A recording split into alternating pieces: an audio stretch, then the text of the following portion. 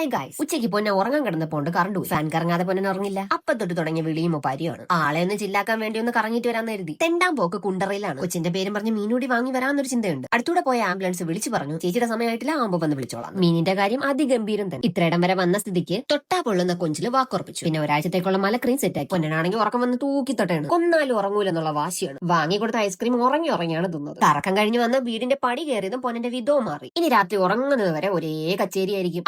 ഇക്ക വെക്കം പൊക്കം എണ്ണിപ്പിരിച്ച് ഓരോരുത്തരായിട്ട് പൊന്നൻ ഉറങ്ങുന്നത് വരെ മാറി മാറി കൊണ്ടു നടക്കണം. ഇതൊക്കെയാണ് ഇവിടുത്തെ രീതികൾ. എന്ത് മനോഹരമായ ആചാരങ്ങൾ. അങ്ങനെ പൊന്നനെ കൈമാറി കൊഞ്ചിനെ കൊഞ്ചിക്കാൻ ഞാൻ പിന്നാമ്പുറത്തേക്ക് ഇറങ്ങി. ഇന്ന് കൊതുക് സ്ട്രോ ഇട്ട് എന്റെ ചോര കുടിക്കുക. തളരാൻ പാടില്ലല്ലോ, ഇത്രയും കൊഞ്ചുന്നുള്ളണ്ടേ. ബി പോസിറ്റീവ് എന്നും പറഞ്ഞ് ഇറങ്ങാൻ പറ്റില്ല, കാരണം എന്റെ ബ്ലഡ് എ പോസിറ്റീവ് ആണല്ലോ. എനിവേ ഞാൻ പോകുന്നു. പണി നിർത്തി സൂര്യന്റെ പാട് നോക്കിപ്പോയി. അപ്പോഴും ഞാൻ ഇവിടെ നിന്ന് കൊഞ്ചുന്നേ ഉള്ളൂ. ഒടുവിൽ കൊഞ്ചിച്ചൊക്കെ കഴിഞ്ഞപ്പോ നടു ഡബറായി. 500 രൂപയുടെ കൊഞ്ചാണ്. ഈ ആഴ്ച മൊത്തം ഓട്ടിക്കണം. ഇനി അങ്ങോട്ട് കൊഞ്ച് മയമായിരിക്കും. കൊഞ്ച് ബിരിയാണി, കൊഞ്ച് റോസ്റ്റ്, കൊഞ്ച് തീയൽ.